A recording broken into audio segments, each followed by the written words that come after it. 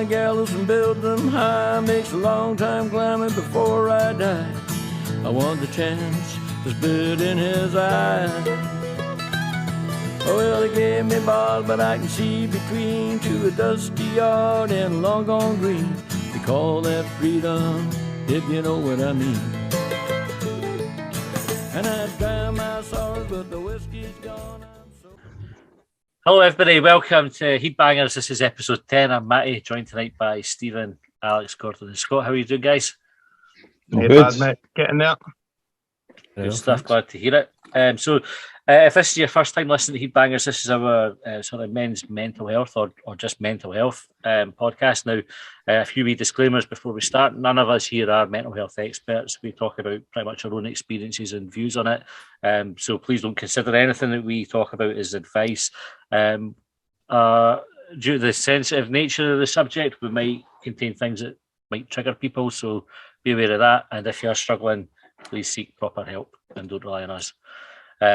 So with that stuff out of the way, let's get stuck into the podcast. And Stephen, you spoke a few weeks ago about your kind of experience with your daughter being ill, and she's been back in hospital. So how have things been with you?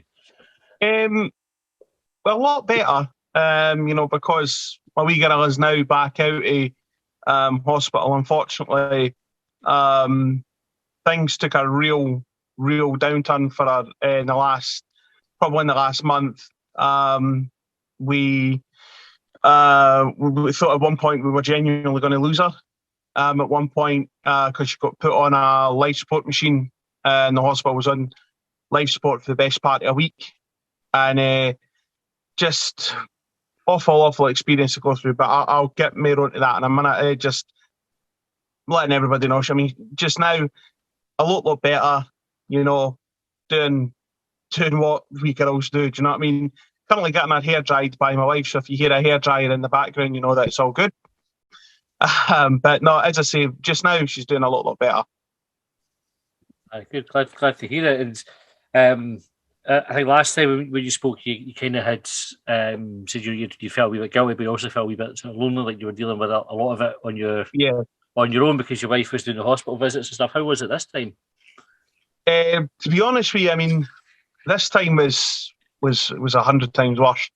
Because I'll go back to the start if that's all right, lads. I went back to work, and first full day back after our first real visit in the hospital.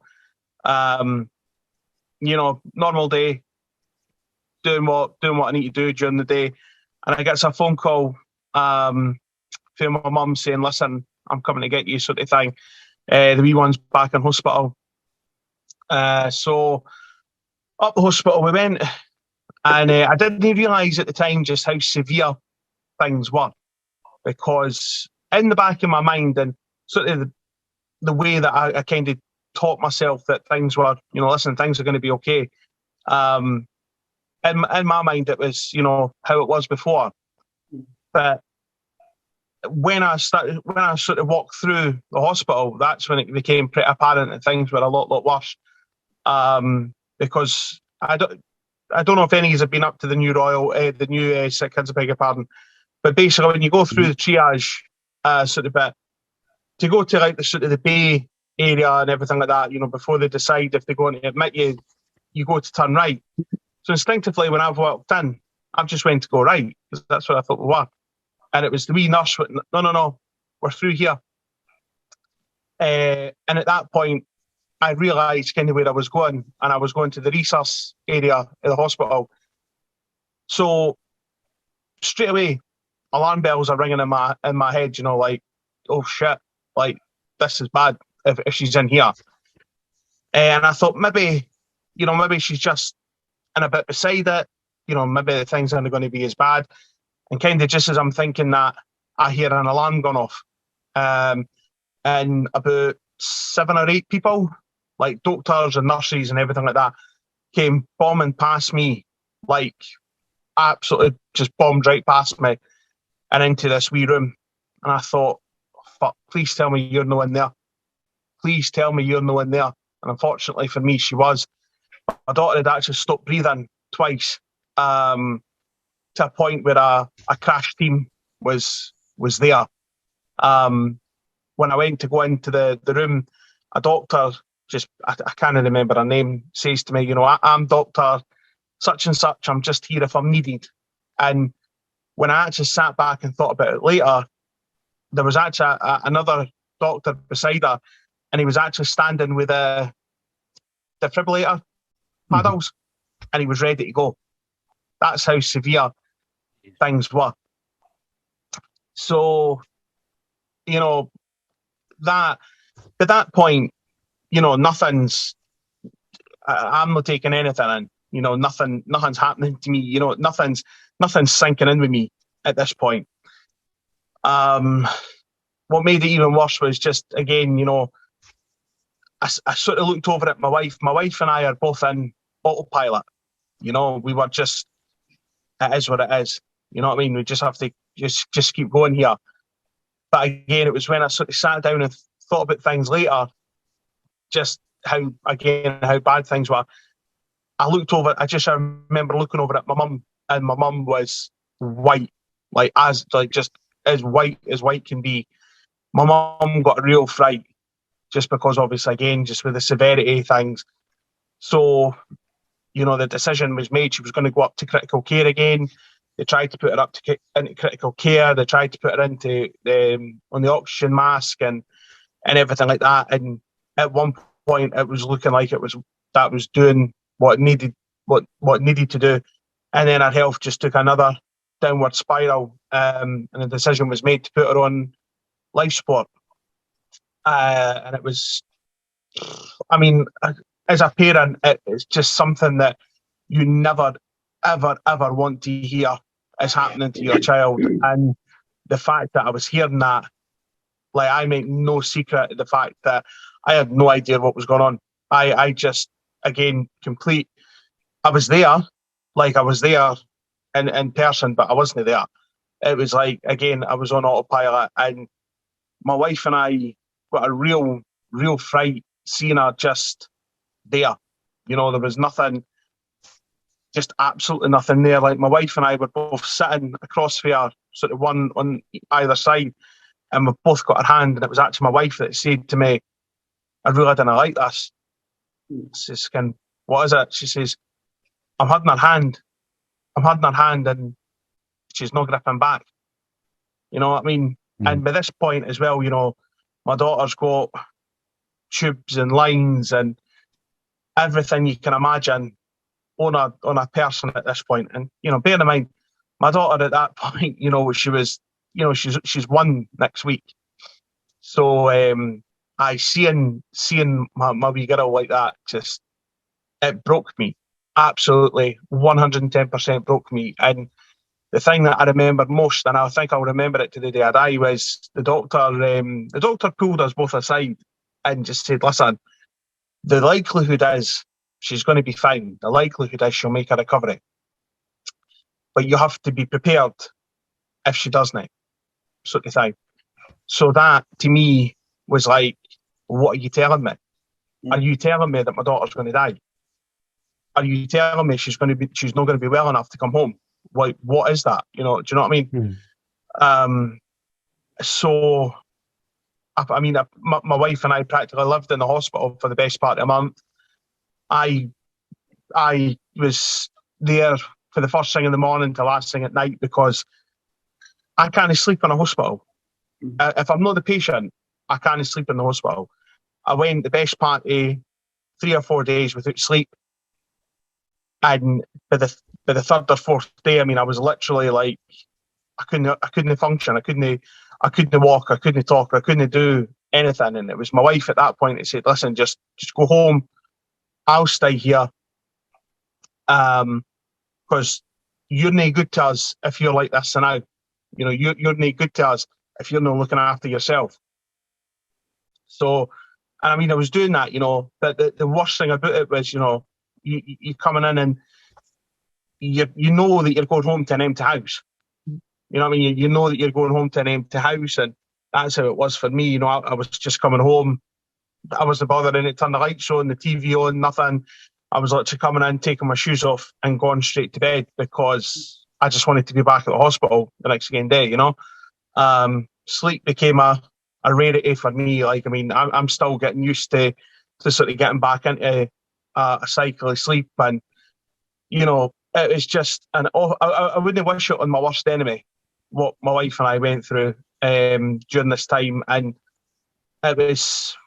I know everybody had sort of said to me, like, you know, you guys in the mental health chat and everything like that, saying to me that, you know, you were thinking of me and things like that, and that helped me. You know what I mean? Even though there was times where I was looking at these messages and I wasn't responding to them, but I was still reading. You know what I mean? And there was a few times in there were just funny messages, and they just put a smile on my face, which just made me, you know, even thinking it was brilliant, the fact that I was still had something to laugh about, because you know, when you're in the hospital for any discernible amount of time, you know, laughing is the last thing that you do. You know what I mean? So it was a horrible, horrible time, because, as I say, you know, it wasn't just like a day or two. It was like verging on a week where, you know, she was under. I mean, thankfully, you know, she got better, and, you know, coming around for the sedation medication and things like that. And that was really horrible. Sort of seeing her coming round for these medications, knowing that, again, even though she's awake, she's not there. She went into full-blown withdrawal at one point as well, which is just, it was horrible to sit and watch, because she was sitting, something that, again, it was stuck in my mind. She was sitting with me, and again, just looking as though you could tell she was just no there. Like, her eyes were glassed over, and she just started making this wee horrible moan, this really horrible wee noise. And I thought at the time, I was like, well, maybe it's because, you know, she's coming back round, you know, maybe because, you know, she was teething before she went under. I thought maybe it's her teeth that's getting her trouble again. And it was actually the wee nurse that said, no, unfortunately, she's gone into withdrawal. And I didn't notice it. You know, seeing her, now that I sit and think about it, I'm like, how did I miss that? How did I miss the fact that she was actually sitting with me at one point and she was shaking, because she basically needed a pain relief fix. Do you know what I mean? So it was, I mean, I can't put into words just how scary that the situation was, how tough it was on me as a person. Never mind on me as a parent, but as a person, it was just the worst experience I've ever had in my life. And I've been and I'm not a religious guy. I'm not a religious guy at all. But I have been praying to every god that's up there for it not to happen again. Do you know what I mean? Because I didn't think I could do it again. Do you know what I mean? I said this to one of my mates when we were in, when he messaged me, and he asked me, you know, this was roughly around the time where the doctor had told us to basically prepare if she didn't get better. And he asked me, he says, you know, what are you going to do if she doesn't make it? And I was like, well, I haven't really thought that far ahead. And I says, and to be quite blunt, I says, if my daughter dies, then I die with her. Do you know what I mean? Because if that were to happen, I haven't got any reason to go on in life, and I'd make peace with that. Do you know what I mean? And I'm not saying this as a concern to anybody. Please, by God, if anybody's listening to me doing this, please don't take what I've just said as like gospel. But you know how you see that, where you see, I'm a big believer, no parent should outlast their children. I'm a massive believer in that. And the fact that it happens is just, it's the most disgusting thing in life to happen.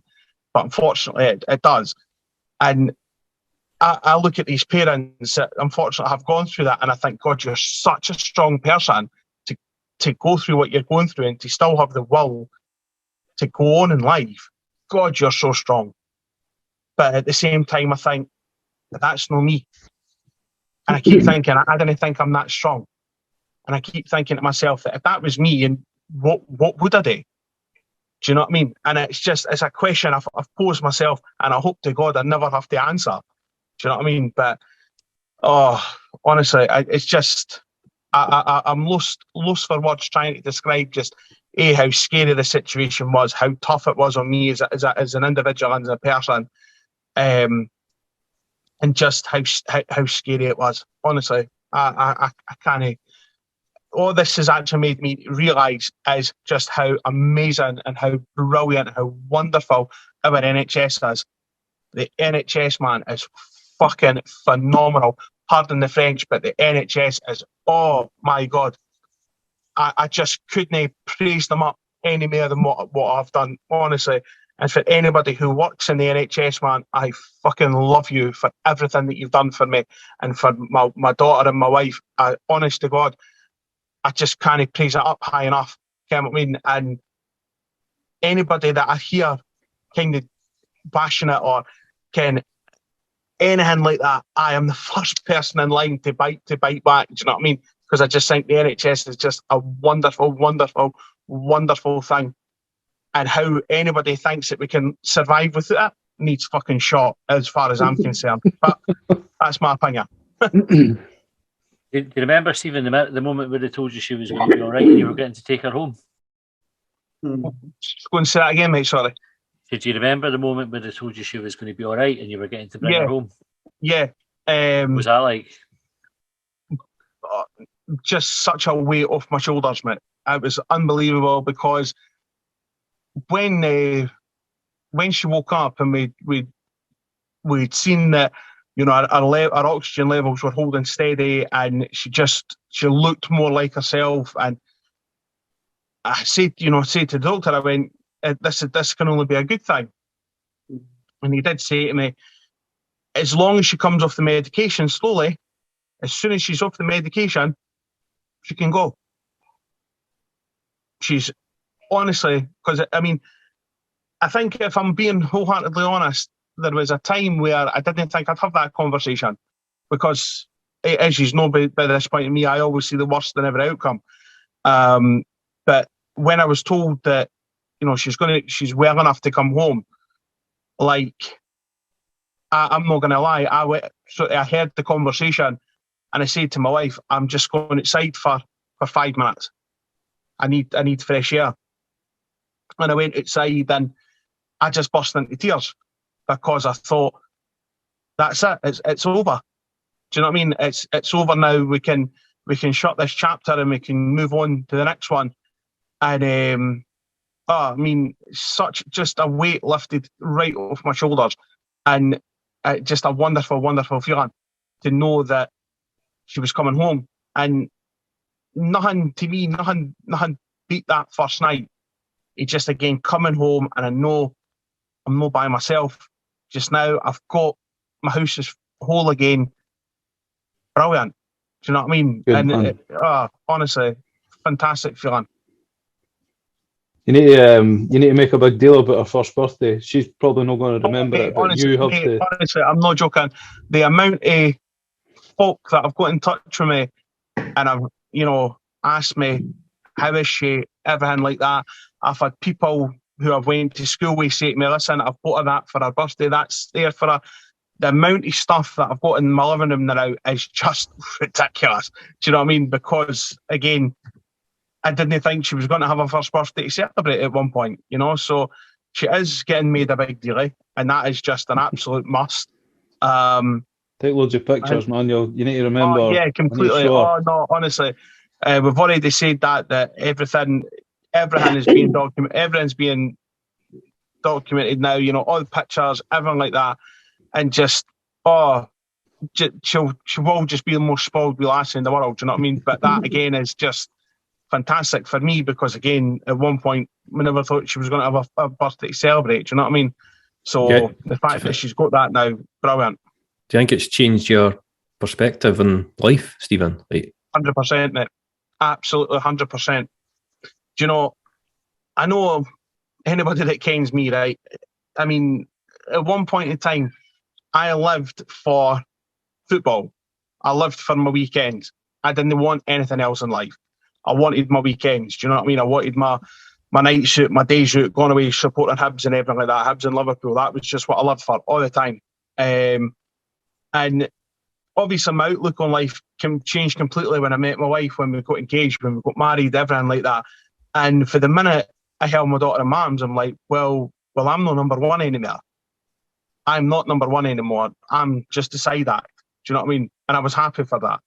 And as I say, knowing that she was really poorly at one point and now is doing a lot better, I mean, again, it's just made me think how lucky I am to have that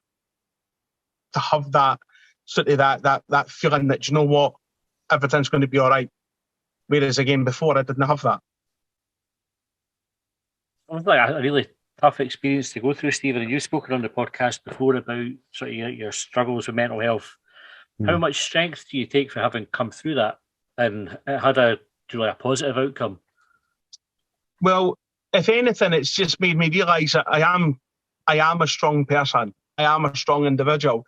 And despite the fact that I maybe not give myself as much credit at times as what I really should, you know, but when, you know, it was actually my mum said something really lovely to me, sort of when we were in the process of coming home. And she did sort of say to me, see if you can handle that the way that you have. You can handle anything. Nothing will ever change that. And it took a long time for me to accept that, because to me, that was just such a lovely thing to hear. It was such a lovely thing to for somebody to say. And I didn't know at one point how to deal with it. I didn't think, you know, how do I cope with that? Whereas before, I would have just went, I don't think so. You know what I mean? I think you've got me mixed up with somebody else. Whereas now I am sort of looking at that as to go, do you know what? If I can handle that, then I can handle anything that life will throw at me. So definitely made me a stronger person. 110%. I think you were already that strong, mate. Yeah. I think obviously the experience is brought out and you've realised, but I think you were already that strong. And I was thinking that when you were talking, that you're not giving yourself enough credit for how strong you are. Because I genuinely, I've been in, no to that extent, but I've been in the hospital my wee one, and I was in bits as well, and it was never on life support or anything like that, and I can't even comprehend. But I think we're all probably a bit stronger than we think we are. And I think one of the things that I thought about when you were saying your wife told you to go home and you went 4 days without sleep and stuff, I would have done the same.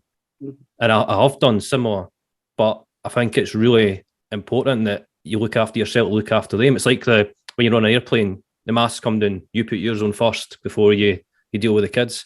Yeah, like you can't help them if you're not helping yourself. Yeah, so I think the fact that you took time to look after yourself probably helped the whole situation, rather than you stumbling about, not being able to speak and stuff like you said, because that doesn't help anybody, especially yourself. Yeah, no, 100%, 110%, mate. I think, as I say, I think before,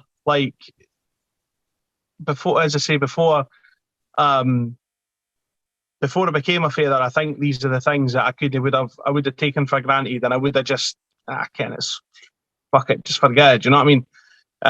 Especially in regards to sort of my own health as well, because I think there was probably moments in time where I just thought, you know what, whatever happens sort of thing. That used to be my attitude, where whatever happens. Do you know what I mean? And I think there was times where, certainly, for example, you know, when I look back on things, especially with this experience, where I think there has been times where I could have just crumbled. Do you know what I mean? And I'm really happy. I'm really happy that I didn't. I'm really happy that I did give myself that sort of wee pick up and go, right, well, come on, that round's over. Let's get to the next round, sort of thing. Because I think beforehand, I definitely wouldn't have done that. 110% wouldn't have done that. Good on you, mate. Good on you. Definitely. Absolutely. And I can speak for everybody, but you got it's a good outcome. You and your wee girl's back in the house, and she's kind of kicking on, getting her hair dried. Mentally, wee things like that, like you'll be just having something every day happening. It's brilliant.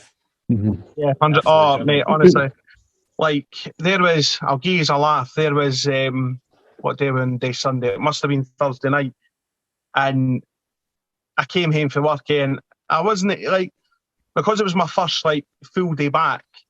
I came into the house and I was exhausted. I was mentally, physically drained. I just thought, fuck, here we go. And it was so lovely. You know, I got off the bus to come up the stairs, and my wife had her at the windowsill waiting for me. And she got all excited when she seen me, which was just absolutely lovely. And that was really nice. But she sort of went to be, as I say, this really, really sweet, beautiful wee girl. And then when I put her to bed that night, she was snoring her wee head off, which I just thought was hilarious. You know, I was actually sitting in the living room watching the football, and I could hear her snoring through the living room. It was hilarious. So these are the things that you take for you do kind of take for granted, that the fact that they do happen, and you don't hold on to it, but you go through. As I say, I certainly, after going through the experience of what we've gone through, these are the things that I'm just grabbing hold of with two hands now, and I'm not letting go. So that's something that I'll remember for the rest of my life. Just the fact that, she was as poorly as what she was, and then the next thing she's lying in a bed snoring her head off. I thought it was hilarious, honestly. Yeah, definitely hold on to that, because when she's a teenager and she's driving you up the fucking wall and you're wanting to chuck her in the house, just remember back and remember how lucky you are. Aye.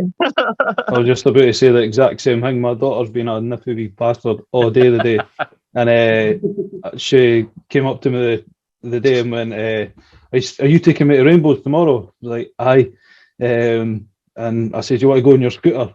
And she said, "Yeah, I want to do that." So she's looking forward to that. Drove me by me all day, and I've got that wee thing to look forward to in the morning. So it's aye. She's on fine form if she's taking my head in, I think. That's it, mate. 100%. It's that sort of realignment of that way of thinking, because I think obviously a horrendous experience, Stephen, but if you can take any kind of silver lining from it, and there are very few, obviously, is that perspective that, like we talked about, and just that alignment, and things like that would normally annoy you don't annoy you anymore. And I think we all need to 100%, mate. Try and align ourselves to that more often. Even like I know for a fact that after this call and hearing again what you went through, if I go up the stairs and my little one's doing my head in, I probably won't be as grumpy as I would have before. It sounds shit, like it shouldn't be grumpy in the first place, but I think we all just kind of we just kind of chug along every day, and they're annoying though.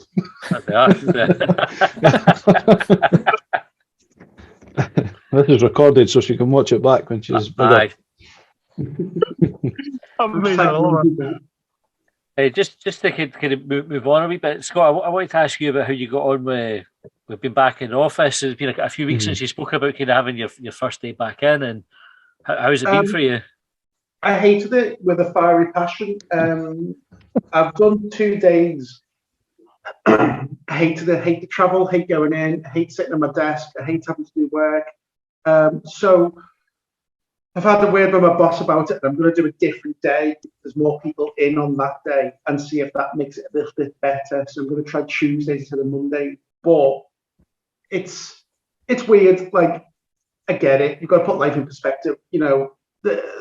But I just don't like it. I don't like. Someone sat next to me on the train and it freaked me out. And I was like, "Why are you this close to me?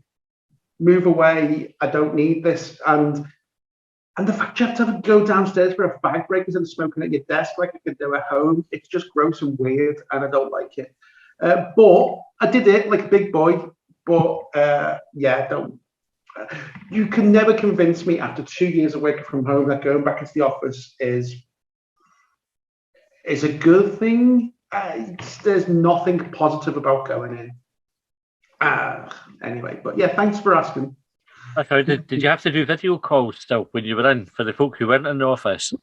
Yeah, and there's a girl sat next to me, and there's a girl facing me, and then we have a group as a team, and I'm like, she's there when she talks, but you still have to do the interactions with your team. Some of them are at home, some are over there. And you can literally hear the echo of someone talking through the room. And what's really weird, I've got one of the big bosses sat behind me, so I can't swear as much as I used to swear. Just need to write it down. Yeah, I've got to go, "Oh, you blooming biscuit, naughty thing. But yeah, I hate it. But we'll get used to it. Gordon, are you back in office? I've been for a wee while now, actually. Yeah. We went back for a while before the last lock. It wasn't a lockdown, was it? Well, they didn't want to say it was a lockdown, but it basically was. Mhm. At the end of last year, it stopped, and then I've been back since mid-February, last week of February. So I've been doing 2 days, even though we're supposed to do 3, but I'm not fucking doing 3, whether they like it or not. And it's similar to what you said there, Scott. It's like, it's just so weird. Like, it's like we've no really fully. We're going back in the office and we're having like still video calls where we're all in the office. My office is massive, but there's still not enough meeting rooms. So even if you want to book a meeting room and try and make.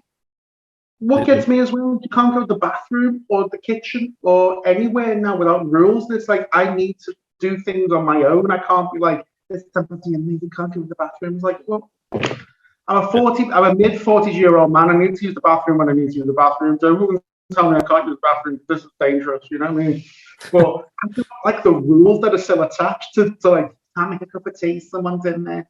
It's You guys are a bit more lax than us as well, aren't you? Because we still got like face masks and all that kind of stuff. We don't.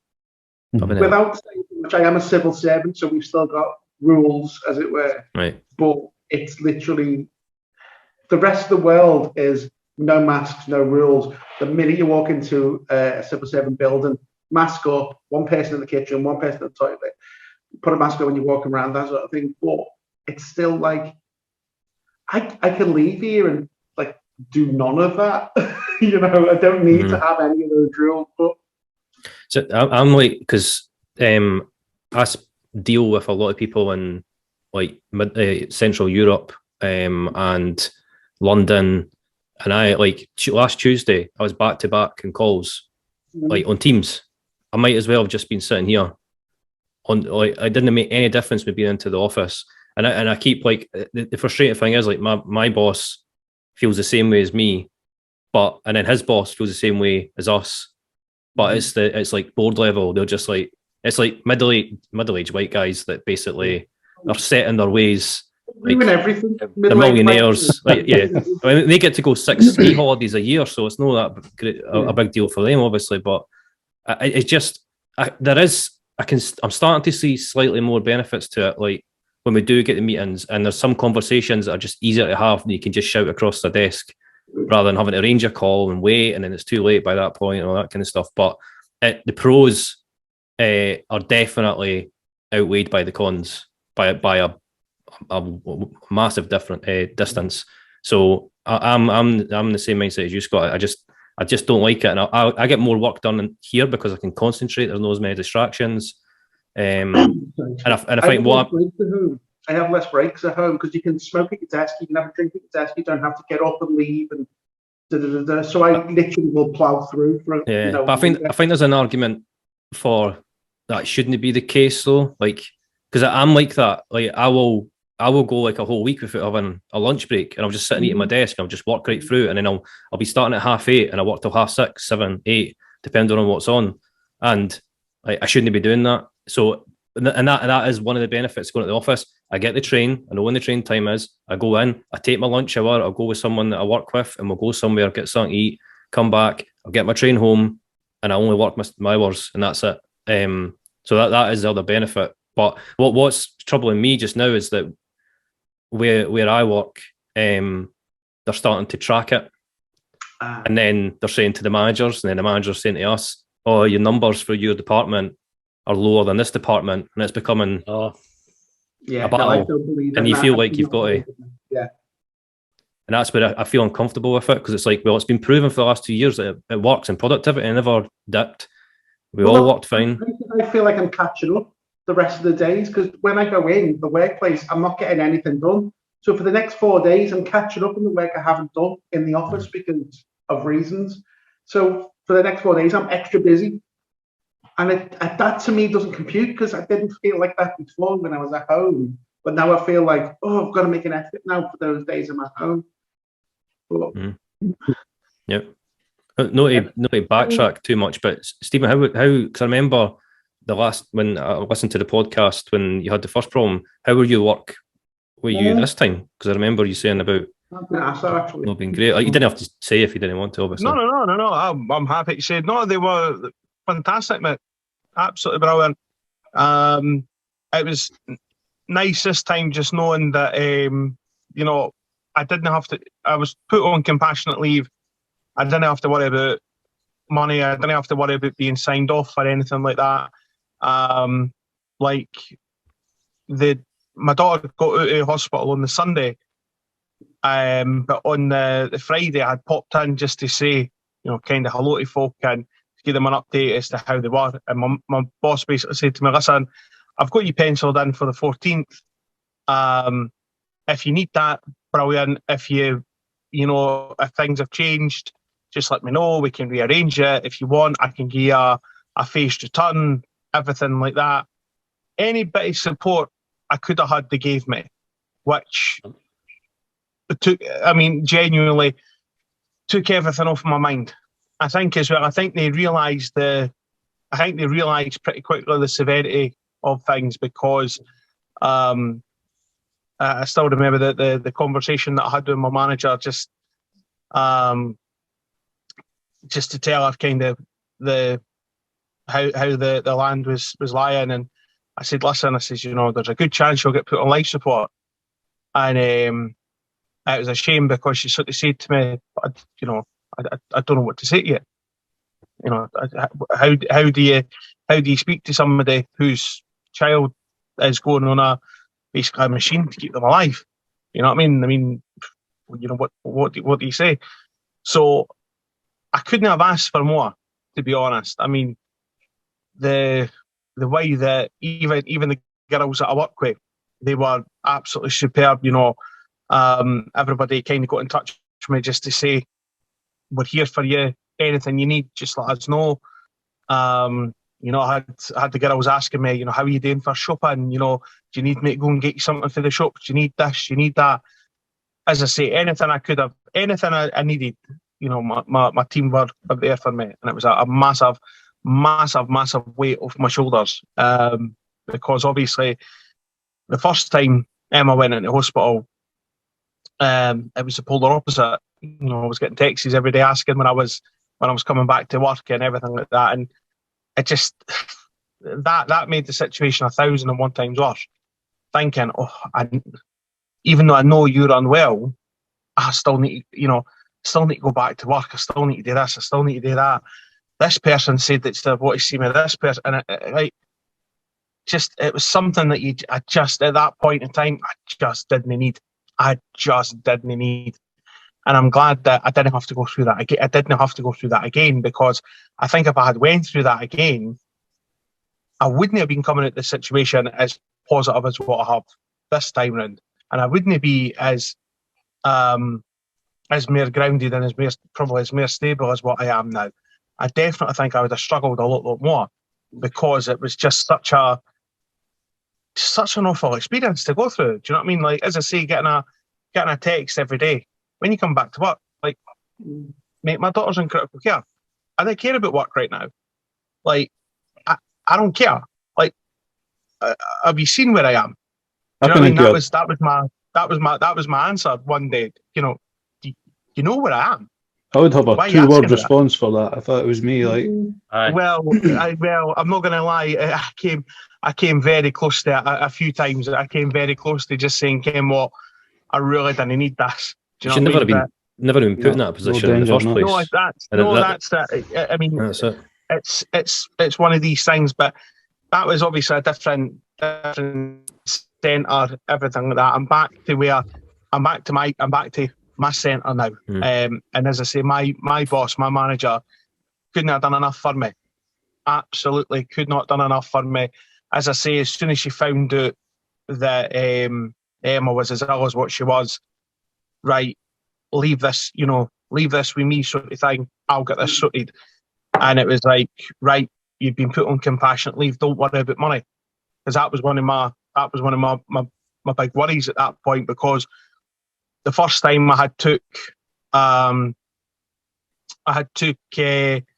self-certified for a week, and then the following week I got myself signed off. So obviously, in terms of wage, right, for this month, I got next to fuck all. I'm not going to lie, I got next. I would have been as well just working for nothing. Do you know what I mean? Because in terms of wage, I got next to fuck all. Which, listen, again, it is what it is. And in terms of the importantness of things, it means fuck all. Do you know what I mean? But to know that obviously, like when I go into sort of next month, well, I've not got to have lost any money. That's a big weight off my shoulders because, you know, just in terms of, because obviously you've got, you know what it's like yourselves, lads. Yeah, of course. As long as you get your mortgage paid, your bills paid, everything like that, brilliant. The rest is just, it's just a material thing. Do you know what I mean? I think that's the kind of a good company who look after their staff. Like for all of the faults of being a civil servant, they look after their staff. I think a good company will go, right, we want to keep this person. What can we do to keep this person? Let's look after them. I think that's a really good sign. It's a really good company to, because I've worked for some terrible jobs when you have a cough and you go, ugh, you know, why have you been there? And they're horrible to you. So I think that's a really good sign. Yeah, I think it could be underestimated how important like workplaces and that like they've got a duty of care to their employees, and they like the difference they can make in people's lives by being either that side or the other side is massive. 100%, man. Yeah, absolutely, 100%. Because everyone has bad work situations, but as I say, me being a civil servant has been the best job I've ever had because they treat you like a person instead of a tick in a box. Oh, he's not in today, what's wrong with him? You know, it's such a difference, and you can see the difference in you now. You're like a lot more relaxed than you were last time you were talking about it, and that's obvious. That's really obvious. Yeah. Oh yeah, 100%. As I say, I mean, from my point of view, just knowing that you know, because I'm one of these people as well. Like when I sit there and I go, oh God, I've been off that day. Oh God, I hope I'm not going to get involved. Oh God. And then the next thing you know, it ends up being a really big situation for genuinely fuck all, to be honest. So from my point of view, knowing that going into this situation, I didn't have to worry. Do you know what I mean? I didn't have to worry about there wasn't going to be a mark against my name. I wasn't going to lose any of my wage coming in. I know that when it comes down to it, you know, I'm going to be able to do the things that me as a parent and as a person, I'm going to be able to do. Do you know what I mean? And just, I mean, that is just, it's a massive, massive weight off your shoulders because obviously, as you say, the last time when I came on, I had that weight on my shoulders. Do you know what I mean? And I had that like, oh fuck, what am I going to do? Like, what am I going to do? And in my mind, I'm sort of working out. Well, if I didn't buy this next month, if I didn't buy that, I'll save myself this, I'll save myself that. And then when it comes to crunch time of the month, I'm going to have this one. And I shouldn't, especially with everything that went on, I shouldn't have been having to do that. But it is what it is. Do you know what I mean? But as I say, knowing, like going through kind of what we went through this month, it's immaterial now. Do you know what I mean? And it really doesn't. It really doesn't matter. And as I say, it took me a long time to get to that point. It took me a long time to accept that. Well, do you know what? It's not a big deal. It's not a big deal whatsoever. Whereas before, I genuinely did. I let that consume me, man. I let that twist me up, and I shouldn't have done it, but I couldn't help it. It was one of these things where I just was sort of sitting like. I remember I came home from the hospital one night and I genuinely was sitting there and I never turned anything on, no lights on, no telly, no nothing. But I came in and I don't know why I done this, but I sat in the living room and just no lights on and I sat in the dark for about the best part of about an hour. And I just sat, never done anything. I mean, I never spoke to anybody. My phone was gone mental.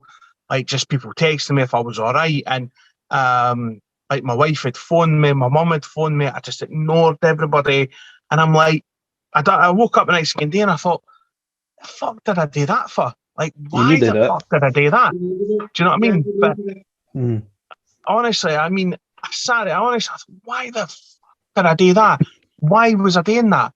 And yeah, it took me, like, honestly, I think the moment the penny dropped for me, would you believe, was when I was actually going to the hospital, and I thought, Ken, this doesn't matter.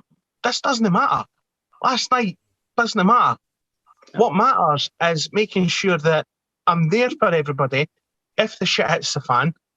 And if at the end of the day the shit does hit the fan, then I'm going to be there to make sure that I'm as supportful as what I can to be for everybody else, the same as what I can be for myself as well. But again, it took me ages to get to that point, because before I just wasn't accepting it. I wasn't accepting what was going on. But I think when you go through something that is truly, truly traumatic, it does take you that time to really, for the penny to drop, because beforehand, you just didn't see that. Do you see what I'm saying? You know, just... And Alex, how about you? You obviously you had your dad retired, so you've gone for working hand in hand, no hand in hand, literally with your dad. That would be awkward at the ages that you both are. But do you know what I mean? Like to then working on your own, how are you finding it? It's pretty. Well, it's really different. I'm allowed to fart in the van now for a start. That's I don't know what lower the tone or anything, but that was a written rule that you just didn't do it when you're in the van together. So I can do that now. Everything's taken twice as long. It's so it's hard to judge how I'm going to be getting on with a job, and then you've set all the tools up outside. It starts raining. It takes a lot longer. I've actually been openly explaining to customers, like, look, it's taking me longer to get jobs done. I'm trying to adjust to my dad not being here.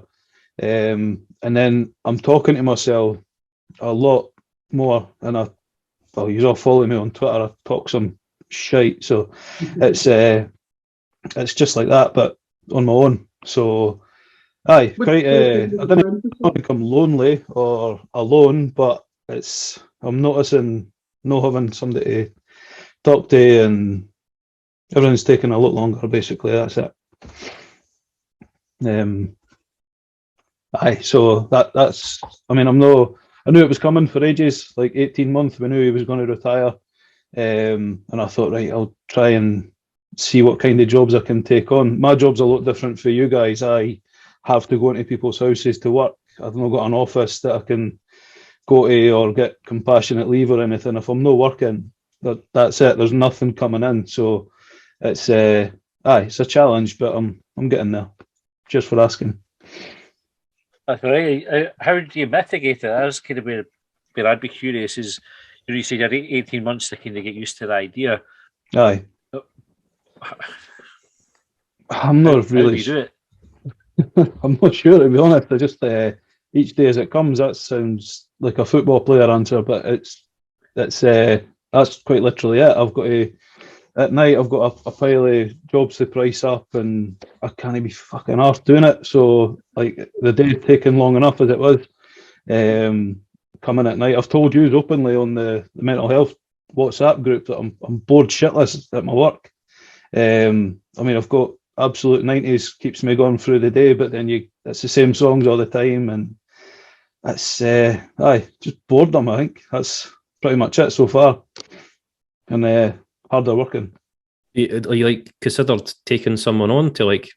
Because so my cousin, he is a joiner, and he had his own company. It's something really similar to you, but he had a similar situation, and he started taking on like young guys apprentices, but he stopped because he was like, I was spending even more time telling them how to do the job right, and I was losing even more money. So it's like that kind of catch-22 is like, what is it you do? I have had an apprentice before, and he was really good. And if he had stuck at it, he would have been time served now, just for my dad retiring. So we worked it out really well.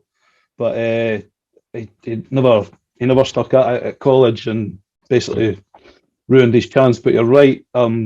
You do a lot of work behind the scenes to keep them going, and you're doing a lot of work behind the scenes to keep yourself going. So that's hard enough. So at the moment, I'm not thinking of taking anybody on. I keep getting asked all the time, like, take somebody on. It's extra work, and that's what I don't know what to do. I want to see how I can get on my own. But so far, it's been boring. So, and a challenge. Yeah. How do you see it going? Like, how do you see you get past that the loneliness part? It's I wouldn't say it's loneliness, but my sister pointed out that like it could be like, you could feel like you're in your own bubble the whole time, but you work in people's houses and they leave you to it. They leave you to get on. So you're not engaging with people all day, talking shite to somebody. You just that's it. It's your own company. So I either get on with myself or I fall out with myself. That's about it. So, but it's only been a month, so that's it for forevermore. So I have to see how it goes. So to be honest, I don't know how it's going to go. You probably get used to it. You're so used to working with your dad for all that time. You've never known anything different. That eventually it'll become the norm. Hopefully sooner rather than later for you. I hope so. But the other thing about it is he lives next door to me, so I see him all the time anyway. So even like I parked the van in his drive, and he's like, "How did you get on?" I'm like, "Well, everything took twice as long." So, how's his retirement going? Sorry? How's his retirement going? Is he doing okay? Oh, he's fine. He's got all the time he wants to piss about and go to the pub and stuff. So he's quite happy. Sorry? Has he made anything yet? I know he's tinkering. He made stupid wee things to annoy his brother. That's it. I think I told you about the soap press and that. Just pointless wee shitty things to irritate. So, but nah, he doesn't want to work. So I need to respect that. Like he's got his own time now. Do any of us? Do any of us want to work? Nah. Exactly. How's your new job going, Matty? It's bro. It's early days though, like so you could there's a lot of work to be done, but it's one of these things where you've got almost a bit of a blank canvas to go in and do all the things that you want to do. So have set it up so you're an employer that looks after the staff and all that kind of stuff. I'm dead passionate about is the stuff that's probably missing for it now. So I just can't wait to get properly stuck in. I'm only like 3 weeks in, so good man. Loving it now. And then it's been good. The podcast has been going well the last few whiles, so it's just, it has. Things are pretty decent at the moment. Good. Thanks for asking. Aye. That's all. We're kind of out of time for tonight, guys. We're absolutely flew in. I hope everybody enjoyed the conversation tonight. I hope everybody listening enjoyed the conversation. We'll be back again with Longbangers for your football fix. She could be a bit of alliteration in there. Didn't even mean to do that, but there we go. Football fix on. I don't care if you can call it football fix if you listen to Longbangers. It's fucking idiots talking. Anyway, we're back tomorrow talking about football, and then on Thursday we'll have short bangers again to get your questions in for that. In the meantime, thanks very much for listening, guys. Thanks so much for your time tonight. Brilliant conversation as always, and we'll catch you next time.